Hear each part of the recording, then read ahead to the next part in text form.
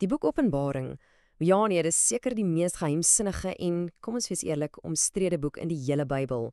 Maar, wat as daar een enkele eenvoudige boodskap is wat die hele ding ontsluit?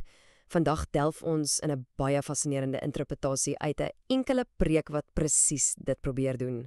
So, dit is die groot vraag wat mense al vir ewe lank fascineer en nogal verwar. Openbaring is propvol vreemde beelde en raaiselagtige profeseë. Maar die bron wat ons vandag gaan oopbreek, argumenteer dat al daardie kompleksiteit eintlik neerkom op een enkele duidelike boodskap. Goed, so hier's ons padkaart. Ons gaan hierdie siening in 5 dele opbreek. Ons begin by die sentrale boodskap, dan kyk ons na die oorsprong daarvan, die doel, hoe dit aan vandag se tyd gekoppel word, en ons sluit af met 'n baie praktiese oproep tot aksie. Klink goed? Kom ons spring weg. Reg, kom ons duik sommer dadelik in. In hierdie eerste afdeling kyk ons na daardie een deurslaggewende argument wat, volgens die preek, die sleutel is wat die hele boek vir ons oopsluit. Ek kom gou. Volgens hierdie interpretasie is dit die sleutel. Hierdie eenvoudige kort frase is die spil waarom die hele komplekse boek Openbaring eintlik draai. Dis die hoofgedagte. So, die kern van die argument is basies dit. Vergeet die idee dat Openbaring 'n klomp los verspreide profeseë is. Nee, hierdie siening sê dis een gefokusde, verenigde boodskap oor een enkele toekomstige gebeurtenis. Punt. OK, die logiese vraag is dan, waar kom hierdie boodskap vandaan? En vir die spreker is die oorsprong absoluut kritiek, want dit bepaal die boodskap se gesag en hoe ernstig ons dit moet opneem. Kyk, die vloei van inligting word hier baie duidelik uiteengesit. Dink daaraan soos 'n goddelike bevelsketting. Dit begin by God self, die absolute bron. Vandaar gee hy dit aan Jesus, wat dit openbaar. Jesus gee dit vir 'n engel, die boodskapper, wat dit weer oordra aan Johannes, die ou wat dit alles neergeskryf het.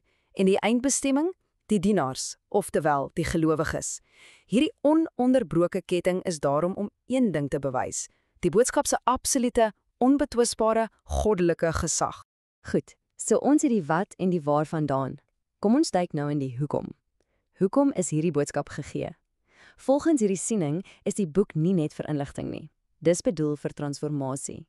Hierdie preek gebruik 'n baie spesifieke en kragtige metafoor, Shinbu I Danjang, wat beteken die voorbereiding van die bruid.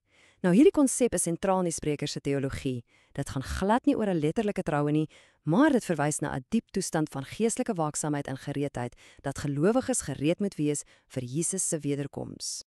Die argument is dus dat die profesie aangebied word as 'n praktiese handleiding vir jou geestelike lewe. Dis nie net een of ander legkaart wat jy moet probeer oplos nie. Dit is 'n direkte oproep tot aksie. Reg, maar hoe word hierdie antieke teks relevant vir ons vandag?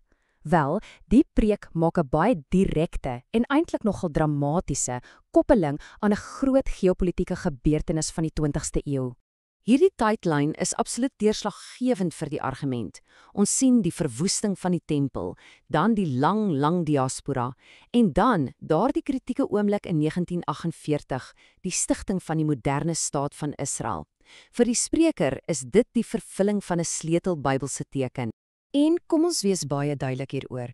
Die preek interpreteer hierdie spesifieke historiese gebeurtenis as 'n direkte sein, 'n teken, 'n bewys dat die profeseë van Openbaring nou besig is om hul finale fase te betree. Dit word voorgehou as konkrete waarneembare bewys. So, al hierdie dinge lei tot 'n baie praktiese boodskap.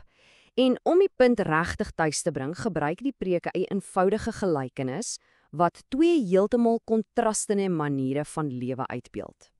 Hier sien ons die twee paaie wat voorgehou word. Aan die een kant 'n lewe van voorbereiding, van waaksaamheid, van afwagting. Aan die ander kant 'n lewe van selfvoldaanheid, van onverskilligheid met 'n wêreldse fokus. Die kontras is skerp en die gevolge, wel volgens die gelykenis, is ewig. So, wat is die praktiese wegneem-etes? Dit kom hierop neer. Dit gaan alles oor 'n ingesteldheid van konstante, hoopvolle gereedheid. En let op die laaste punt. Dis belangrik om nie te probeer om 'n presiese datum of tydlyn te voorspel nie.